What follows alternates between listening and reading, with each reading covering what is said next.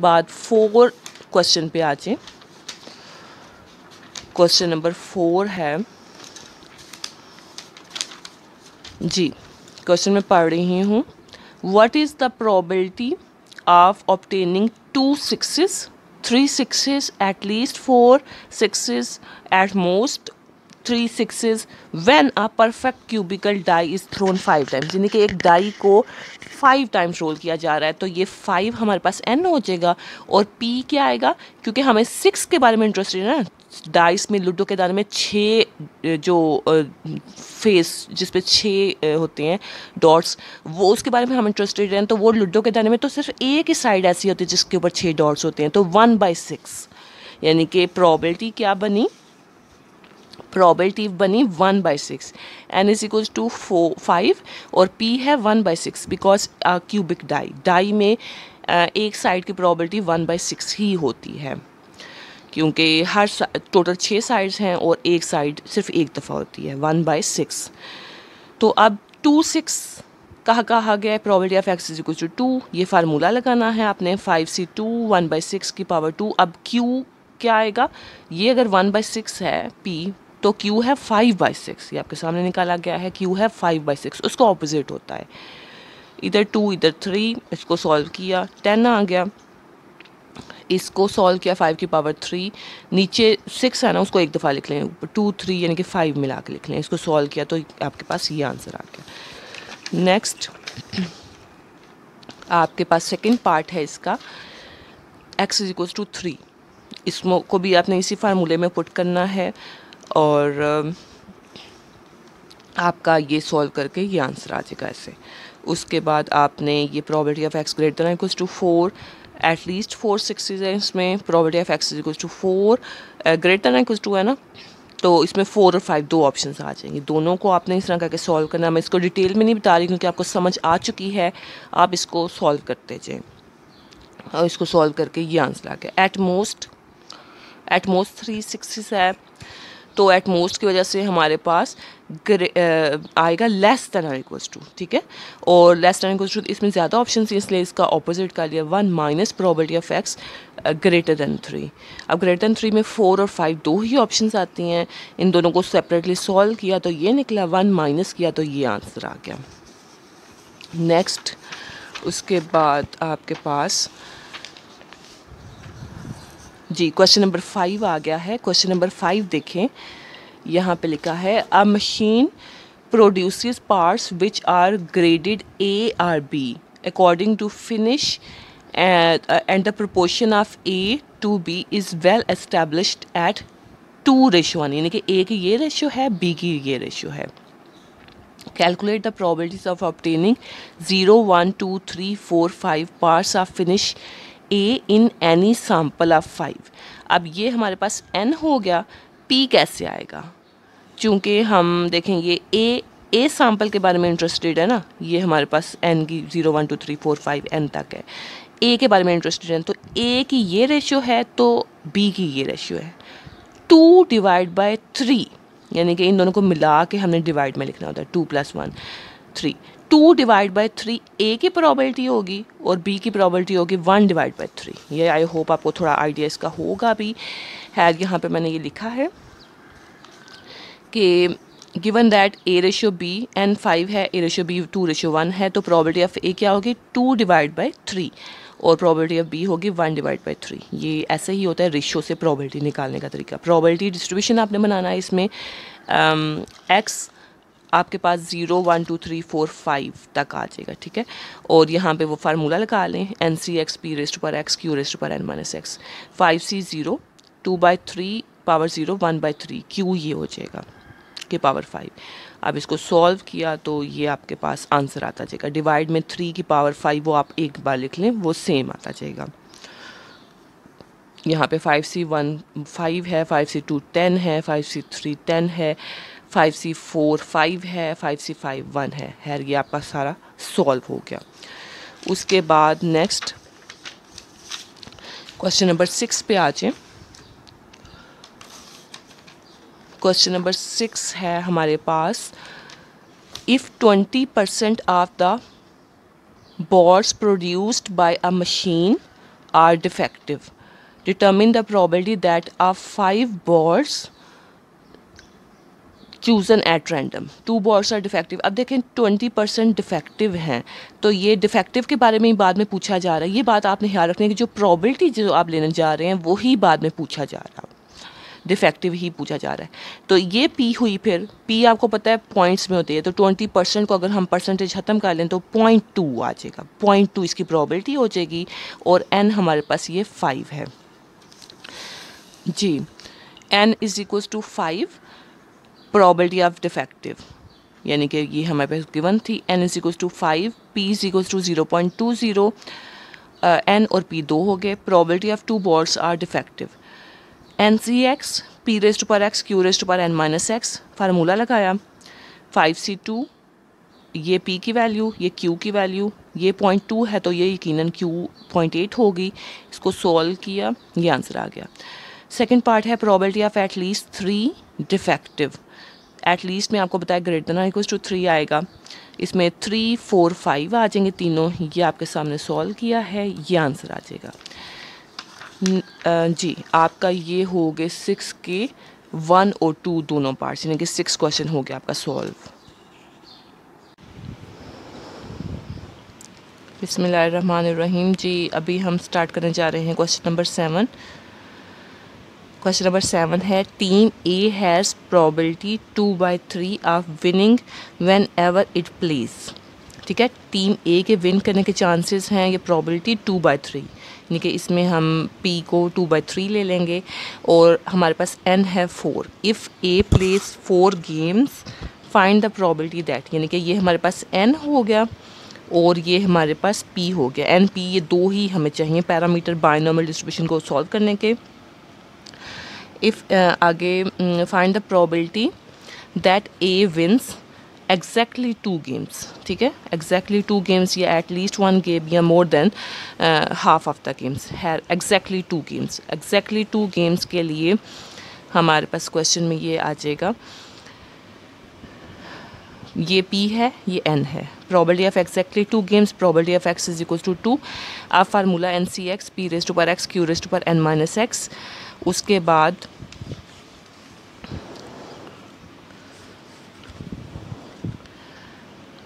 n की जगह पे 4, ये n की वैल्यू, x की जगह पे 2 और p की जगह पे 2/3 की पावर 2, 1/3 की पावर 2. Q आपको पता है इसका अपोजिट P का होगा 1 माइनस करके. आप देखें 4c2 ये तो निकल आएगा कॉम्बिनेशन से. डिवाइड में देखें 3, 3 दोनों के है, इसकी पावर 2 इसकी पावर 2 मिल के 3 की पावर 4 बन जाएगी. ऊपर क्या आ जाएगी, 1 को तो इग्नोर कर दें, 2 की पावर 2 ये आ जाएगा. इसको सॉल्व किया, 2 स्क्वायर 4, 4 इंटू 6 24, 3 की पावर 4 81. तो ये डिवाइड करके हमारे पास ये आंसर आ जाएगा. नेक्स्ट है प्रोबेबिलिटी ऑफ एटलीस्ट 1 गेम.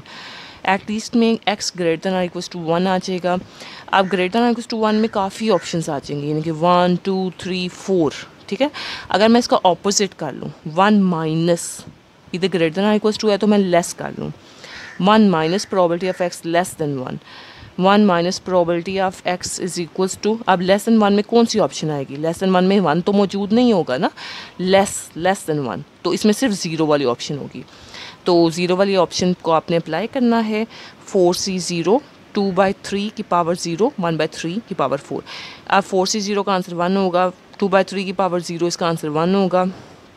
1/3 3 की पावर 4 नीचे लिख लें और जो कि हमारे पास आ गया 1/81, 1 minus 1/81 that is equal to 80/81. ये हमारे पास आ गया आंसर सेकंड पार्ट का जी. अभी थर्ड पार्ट हमारे पास इसमें क्या है, लिखा है find probability of more than half of the games. अब टोटल 4 गेम्स हैं तो हाफ गेम्स इसकी कितनी हुई 2 और मोर देन वर्ड की वजह से ग्रेटर का साइन आया. ठीक है, probability of x greater then 2 यानी कि हाफ से ज़्यादा गेम्स. अब ग्रेटर देन 2 में 2 तो नहीं आएगा, 3 और 4 दो ऑप्शंस आ गए, प्रोबेबिलिटी की लिख ली. 3 में अब आपने ये फार्मूला लगाना है N C x 4c3 4c3 और यहाँ पे p की वैल्यू p की पावर 3, 1/3 की पावर यहाँ पे 1, 4 माइनस 3 1, 4c4 NCX इसके लिए p की पावर 4 और 1/3 की पावर 0। नेक्स्ट 4c3 का ये आंसर आ गया। इधर डिवाइड में 3 है, इधर भी 3 है, मिल के पावर 3 + 1 4 बन जाएगी और ऊपर इस 1 को इग्नोर करें, 2 की पावर 3 लिख लें। प्लस 4c4 का आंसर 1 है, ये पूरा का पूरा 1 हो जाएगा और 2 की पावर 4 3 की पावर 4। इन दोनों को सेपरेट सॉल्व किया, ये आ गया, इसको सॉल्व किया ये, और ये फाइनल आंसर आ गया। नेक्स्ट आपके पास क्वेश्चन नंबर है 8। क्वेश्चन नंबर 8 देखें। A rat has 5 choices of alternate roots in order. अब ये 5 है हमारे पास n की वैल्यू, ठीक है। n और p हमें 2 ही चाहिए होते हैं इन क्वेश्चंस में। If it is true that for each choice the odds are 2 to 1 in favor of the correct path। correct path के फेवर में 2 to 1 यानी कि 2:1, ये 2:1 हमें मिल गई है। Find the probability that rat will make all of its choices correctly. तो अब ज़रा देखते हैं यहाँ पे एन पी कैसे बनाया है। एन तो हमें पता चल गया था 5 है जी। पी हमने कैसे बनाना है, रेशियो हमें गिवन है 2:1, तो ये करेक्ट की रेशियो है, ठीक है। तो probability of correct is equal to 2 divide by 3, क्योंकि आपको पता है इनकी टोटल को हमने डिवाइड में लिखना होता है। और Q जो कि करेक्ट नहीं है उसकी प्रोबेबिलिटी वो है Q इज इक्वल टू 1/3। ये 2/3 और ये 1/3। ये क्वेश्चन में 2:1 गिवन था। अब पूछा गया है probability of all of its choices correctly. All total 5 थे ना, 5 थे, तो probability of x is equal to 5 तमाम के बारे में पूछा जा रहा है। अब NC(x) 5c5 p⁻5 q⁻5 5 यहाँ पे इसका आंसर 1, इसका आंसर भी 1 और इसका 2⁵ डिवाइड में 3⁵, इसको सॉल्व किया तो हमारे पास ये आंसर आ गया। ये इसका फर्स्ट पार्ट हो गया। नेक्स्ट इसका सेकंड पार्ट पे आते हैं। सेकंड पार्ट में क्या लिखा है, probability of none of its choice correct, कोई भी चॉइस करेक्ट नहीं है, तो probability of x is equal to 0 यानी कि 5c 0, 2/3 पावर 0, 1/3 पावर 5, ये भी 1 हो गया, ये भी 1 हो गया, और 1 को कुछ नहीं करेंगे, डिवाइड में 3 की पावर 5, और ये हमारे पास आंसर आ गया। थर्ड पार्ट है probability of at least 1 correct. At least word की वजह से ग्रेटर देन इक्वल टू 1 और ग्रेटर देन इक्वल टू का ऑपोजिट करने के लिए 1 माइनस, क्योंकि इसमें काफ़ी ऑप्शंस आ जाएंगे, 1 2 3 4 5 तक जाएंगे। 1 माइनस प्रोबेबिलिटी ऑफ x, इसका ऑपोजिट है लेस देन, ग्रेटर देन और equal to opposite less than 1। 1 minus probability of x is equal to 0। NC(x) इसमें सिर्फ 0 ऑप्शन आ जाएगी। NC(x) p⁻x q⁻5 - 0, ये भी 1 होगी, ये भी 1 होगी, और ये 1/3⁵। इसको सॉल्व किया, ये आ गया 1 माइनस ये किया तो हमारे पास ये आंसर आ गया। ये हो गया हमारे पास third part. Now it's fourth part turn probability of at least 2 correct. At least का मतलब greater than equal to probability of x greater than equal to 2। अब इसका ऑपोजिट करेंगे हम, क्योंकि इसमें भी काफ़ी ऑप्शन आ जाएंगे, 2 3 4 5। 1 माइनस प्रोबेबिलिटी, इसका ऑपोजिट क्या होगा, लेस देन 2। लेस देन 2 में कौन सी ऑप्शन आ जाएगी, 0 एंड 1, ठीक है। बड़ी ब्रैकेट में ये दोनों ऑप्शंस लिख लें, इन दोनों को फार्मूले में सॉल्व करें, एक बार 0 को एक बार 1 को, इसको सेपरेट सॉल्व करें, इसको सेपरेट सॉल्व करें, ये 1 हो जाएगा, ये 1 हो जाएगा, इसको लिख लें, इसका आंसर 5, ये ऊपर ख़त्म हो जाएगा, 2 आ जाएगा, डिवाइड में 3 की पावर 5, इस दोनों को सेपरेट सॉल्व करें, यहाँ पे लिखें 1 माइनस करें तो ये आपके पास आंसर आ जाएगा। 8 क्वेश्चन हो गया solve. Now 9 question turn. Question number 9 देखें। The probability that a patient recovers from a disease is 0.8। जी, डिजीज़ से रिकवर करने की प्रोबेबिलिटी ये है। Suppose 5 people are known to have contracted the disease, n is equal to 5, p is equal to 0.8, यानी कि recovery की probability ये है और n is equal to 5। Assuming independence find the probability that, जी exactly 4 recover, at least 1 recover, at least 1, ये सारा हम आपके सामने सॉल्व करते हैं। इसका फर्स्ट पार्ट देखें। Given that n is equal to 5, p is equal to 0.8, जो कि प्रोबेबिलिटी ऑफ रिकवर है। प्रोबेबिलिटी ऑफ पहले पार्ट में है x इज इक्वल्स टू 4, ठीक है, 4 रिकवर करें, इसकी प्रोबेबिलिटी पूछी गई है। तो इसमें 5nCx 5c4 p raise to power 4 q raise to power 1 5 minus 4, इसको सॉल्व किया 5 आ गया, इसको सॉल्व किया ये आ गया 0.2, मल्टीप्लाई किया तो ये हमारे पास पहले पार्ट का आंसर आ गया। नेक्स्ट सेकंड पार्ट हमारे पास है probability of none of its choice correct. Probability of x is equals to 0, कोई भी चॉइस करेक्ट नहीं है, 0, 5c 0, 2/3 की पावर 0, 1/3 की पावर 5, ये 1 हो गया, ये 1 हो गया, 1/3/4, ये हमारे पास आंसर आ गया। आई होप ये थोड़ा रॉन्ग हो गया। नेक्स्ट ये यहाँ पे सेकंड पार्ट ये वाला जी, इस 9 क्वेश्चन में सेकंड पार्ट ये है probability of at least 1 recover. Probability of x greater than equals to 1, इसकी में काफ़ी ऑप्शंस आ जाएंगी। ग्रेटर देन इक्वल्स टू 1 में 1 2 3 4 5 आ जाएंगी। है इसका ऑपोजिट करेंगे 1 माइनस, और इसका भी opposite greater than equals to के बजाय less than 1। 1 minus probability of x, इस लेस देन 1 में कितनी ऑप्शन है, सिर्फ एक, 0। इस पे फार्मूला लगाया, इसको सॉल्व किया, ये आंसर आ गया। प्रोबेबिलिटी ऑफ लिखा है at least 1 but not more than 3। At least की वजह से x greater than equals to, x की तरफ ग्रेटर का sign, greater than equals to 1 but not more than, ज़्यादा नहीं है तो क्या है, लेस एंड इक्वल्स, दोनों ऑप्शन आ जाएंगे, लेस देन और equals to 3, not more than, less than equals to 3। Higher अब इसमें 1 2 3 तीनों ऑप्शन आ जाएंगे, 1 और 3 दोनों इंक्लूड हैं। इसको सॉल्व करेंगे सेपरेट, इसको सॉल्व करेंगे, इसको सॉल्व करेंगे, तीनों को ये देखें आपके सामने वैल्यूज़ लिखी हैं, तीनों के रिजल्ट्स आए और ये फाइनल आंसर हमारे पास आ गया 9 का थर्ड पार्ट। नेक्स्ट 9 का फोर्थ पार्ट है probability of at most 3 recover. At most की वजह से less than equals to 3, 1 minus probability, अब इसका ऑपोजिट करने के लिए लेस देन इक्वल्स टू की बजाय greater, 1 minus probability of x greater then 3। Greater than 3 में 4 एंड 5 दो ऑप्शंस आ गए, दोनों को इसमें सॉल्व किया, पुट किया, आपने सॉल्व किया तो ये इस तरह से हमारा आ जाएगा आंसर। 9 क्वेश्चन हमारा कंप्लीट हो गया। Now it's question number 10 turn. अब ये ज़रा ध्यान से क्लास समझिएगा, थोड़ा सा डिफरेंट है। The probability that a college student can pass a subject, एक कॉलेज स्टूडेंट सब्जेक्ट को किस पास करने की प्रोबेबिलिटी है 3/5, ये पास करने की प्रोबेबिलिटी है।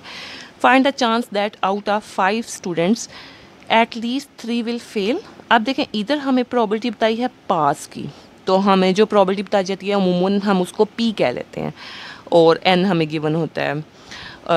और इसके अलावा अब जिस तरह यहाँ पे n ये है 5, तो हम इसको p कह लेंगे, इसको n कह लेंगे, np, और इसको सॉल्व करने लग पड़ेंगे। लेकिन यहाँ पे ज़रा एक इम्पॉर्टेंट बात मैं आपको बताने जा रही हूँ कि जिस क्वेश्चन को पार्ट को हमसे पूछा जाए उसमें ज़रा देखा करें किसके बारे में। यहाँ पे भी अगर पास के बारे में होता तो हमने इसको p कहना था। अब देखें यहाँ पे फेल के बारे में हम इंटरेस्टेड हैं, और ये प्रोबेबिलिटी पास की है, तो प्रोबेबिलिटी ऑफ फेल भी तो यकीनन कोई है। ये अगर प्रोबेबिलिटी ऑफ पास 3/5 है तो फेल 2/5 होगी, तो फेल की प्रोबेबिलिटी को हमने p कंसिडर करना है और इसको q करेंगे। खैर ये मैं आपके सामने लिखती हूँ। ये प्रोबेबिलिटी ऑफ पास 10 क्वेश्चन में गिवन है। प्रोबेबिलिटी ऑफ पास हमारे पास 3/5 और n है 5। अब इसको हमने p नहीं कह लेना, ठीक है। प्रोबेबिलिटी ऑफ फेल भी निकालेंगे, इसका ऑपोजिट 2/5। अब पूछा क्या जा रहा है, probability of at least 3 will fail. Fail के बारे में पूछा जा रहा है तो हम फेल वाली को p कहेंगे, इसको q कहेंगे, ठीक है। वरना हमें जो भी गिवन होता है उसको हम p कह लेते हैं। लेकिन इस बात का आपने ध्यान रखना है क्वेश्चंस में कि हमें पूछा हमसे कौन सा जा रहा है। उसके बाद ये जी, इसका फर्स्ट पार्ट है probability of x greater than equals to 3। Fail के बारे में पूछा जा रहा है तो p हमारे पास 2/5 होगा फेल की प्रोबेबिलिटी, n ये है, q ये है। ग्रेटर देन इक्वल्स टू 3 में 3 4 5 तीन ऑप्शंस आ जाएंगे, ये फार्मूला, ये फार्मूला और ये फार्मूला, तीनों को प्लस के साथ लिखेंगे। यहाँ पे ये, यहाँ पे ये, यहाँ पे ये। इसको सॉल्व करना आई होप आपको क्लियर, कोई इशू नहीं है, आप इसको सॉल्व कर सकते हैं। मेरी पिछली वीडियो में भी मैंने बहुत डिटेल में इसको बताया है। इसके ये आंसर्स आ जाएंगे, ये सॉल्व हो गया। सेकेंड पार्ट में देखें पूछा जा रहा है probability of at most 3 will pass. अब यहाँ पे पास के बारे में इंटरेस्टेड हैं, तो इसमें P हमारा क्या होगा, प्रोबेबिलिटी ऑफ पास 3/5 और Q हमारा क्या होगा 2/5। यानी कि इन जो पूछा जाएगा ना क्वेश्चन, उसमें जो हमारे पास होगा उसके मुताबिक हमने P और Q बनाने होते हैं।